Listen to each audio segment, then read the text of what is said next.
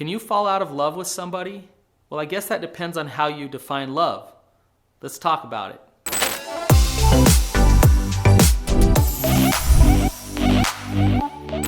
You guys, I have been in some crazy couples sessions when it comes to therapy. I've seen doors slam, people have been yelling at each other, fighting, drama. It gets crazy in my office sometimes. And I actually really like the intense couples sessions. They're kind of enjoyable. I've done it for years and years, so I enjoy doing couples work. Now here's the thing. I was working with a couple and he had cheated on her. Some bad stuff had happened and they came in and she was furious. She was yelling at him, she was angry, she had kicked him out of the house, and she said she never wants him to come back. Now as I'm watching this couple, I'm listening to them, she starts saying things like, I don't love you anymore and I'll never love you again. What I was thinking was, that's not true.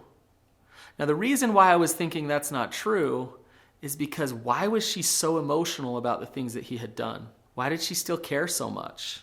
It's because deep down there's still some love there.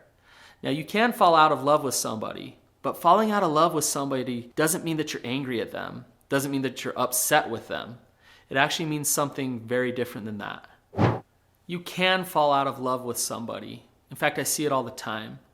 If the foundation of a healthy relationship is trust and safety, when that breaks down, eventually love breaks down. Now, love is when we desire to connect to somebody in a vulnerable way.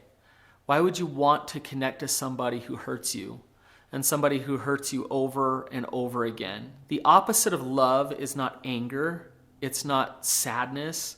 The opposite of love is apathy.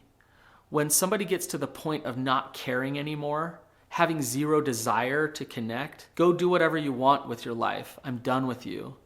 Then you start to see a couple that has fallen out of love. Then it can be very hard to get a couple to fall back in love with each other. So here are some signs that love is gone in your relationship. I think an obvious one is that there's a lack of desire to connect. You actually almost have the opposite of that. You have a desire to not connect with each other. You start to live parallel lives. One partner is doing their thing while the other partner's doing their thing. You don't want to go out with each other. You don't want to talk about your emotions. You can be roommates, you can talk logistics, but there's just no real desire underneath to actually connect on an emotional level, on an intimate level at all. So you guys, in therapy, I see different types of marriages. There's 4 different types that I see. There's the type where people are in love. They have intimacy, they have connection, they work through hard things together, and they are committed to each other. That relationship is awesome. There's the type where people are married, but they're not in love. They wish that they weren't married, but they stay married anyways. They don't want to get divorced because of the kids, so they avoid connection, they avoid intimacy, they survive in their marriage, and they survive in their life without real love or connection. Then there's the type where they actually end up divorced, but they appreciate each other. They're still friends, they're connected, they're co-parenting together. They have a type of love with each other, but they're not in love with each other. They support each other to be good parents to their kids. That's great. Then there's the type where they get divorced and they hate each other.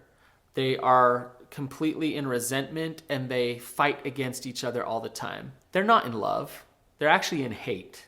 They're resonating in hate with each other. And it's toxic for both of them. And it's really toxic for the kids. So of those relationships, the 2 best type are the healthy marriage or the healthy divorce. But that middle ground is where a lot of people live. I'm out of love with you. I'm not happy in our relationship, but we're surviving together.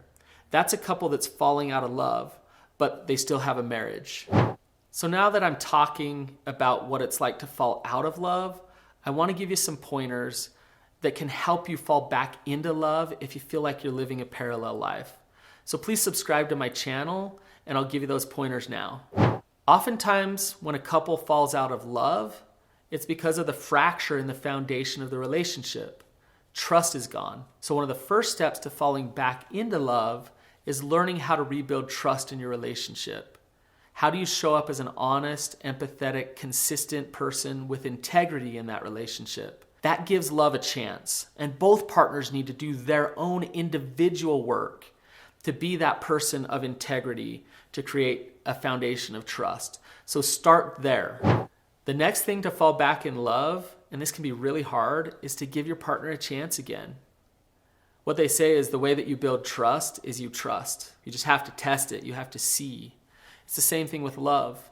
The way that you find out whether you're loved and whether they're loving you back is to love. So you practice positive regard. You see the best in them. You take chances. You take risks. You be vulnerable with them again. And you see if they're going to hurt you, if they're going to disconnect and disengage again. But you will not rebuild love in your relationship unless you're willing to take some of those risks. Most relationships cycle. They're either way in love with each other or they're not that in love with each other. Even healthy relationships have different levels of connection that they go in and out of. So I want you guys to not beat yourself up or not freak out too much if you're feeling disconnected from your spouse. But look at your cycle.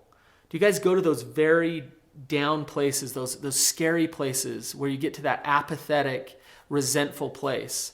That's problematic to your relationship. But at times, if you're busy, you're disconnected, you're just not feeling that close to your partner, that's normal. There's some little things that you can do, like connect to them, go out with them on a date, talk to them that night, try to engage them in some way. But recognize that yes, you will ebb and flow in your relationship and how much you're feeling loved and how much you're loving your partner. There's nothing that fractures the foundation of a relationship like betrayal. So if you want to fall back in love with your spouse and you've experienced betrayal, check out my video, How to Fall Back in Love After Betrayal.